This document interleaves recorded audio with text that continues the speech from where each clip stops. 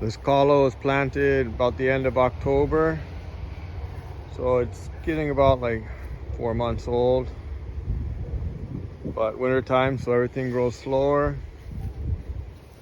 I've been keeping it covered pretty heavy with leaves, grass clippings, and then underneath all that, I'll show you over here, I get house sticks.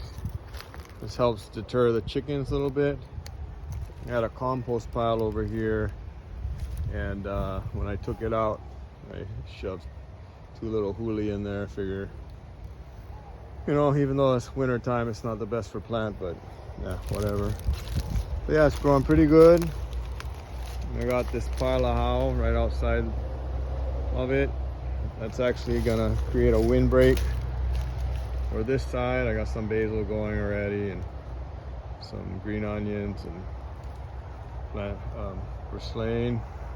I'm gonna plant a bunch of stuff down over in there, probably more Kalo. We got a couple wall of sweet potato right down in there.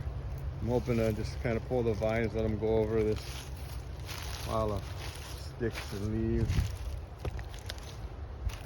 And then I got my sugar cane over here. Figured it might help with a little bit of windbreak, because when the wind comes through here, it blasts this Kalo pretty bad, which is why I'm going to be doing a lot of how walls for windbreak in the future. So hopefully it'll do better. But yeah, that's what I got. I got a few different varieties. I got Maninikea. I got Elele Naiwea. I got this one here is nice, Lauloa Elele Omao. I got Moano Ula Ula in there. I get one of my favorite, Mana Ulu, and then some Kumu Ula Ula, and then I got a couple Pikolehua Pi'i, and one Elipaio Hakea. And then in pots over here, I got a whole bunch more to just keep going. I'll just keep making keikis off this stuff as much as I can and see how much I can get planted. Gotta cut a lot more how down first though. All right. Also, I feed this stuff about once a week with some homemade fertilizer, Jadam style. I didn't have any Kalo or taro at the time, so I went with the closest relative and I chopped up the root and the leaf of the elephant ear and some ape I found. And I made a bucket of fertilizer, and then I got water soluble calcium I made. I give these small doses every week, and I've made a JMS or a microbial solution that I put on this a few times, so should be plenty of microbes in there with all the material, and it stays pretty moist in there too, which is nice. But yeah, it's growing good.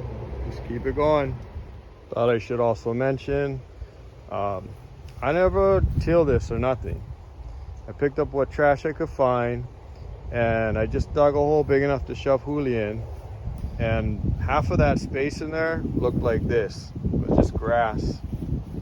So I just covered it real thick with mulch. I mean, you can see the corners here.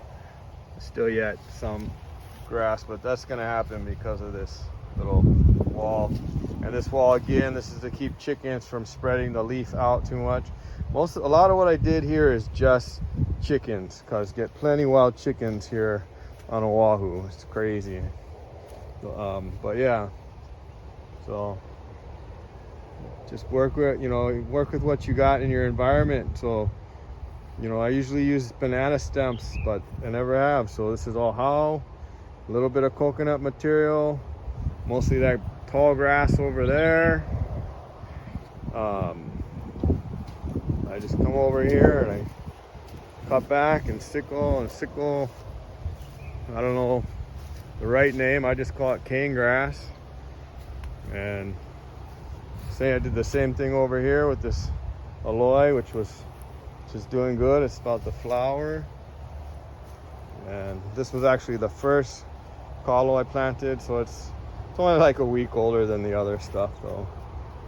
But yeah, and then over here, been clearing a spot, cleaning up trash, and I'm gonna plant some tapioca or cassava and some more sugarcane and use that as a windbreak with this Hauʻula, and plant more and more Kalo on the other side. Ultimately, it's all about growing the Kalo, right?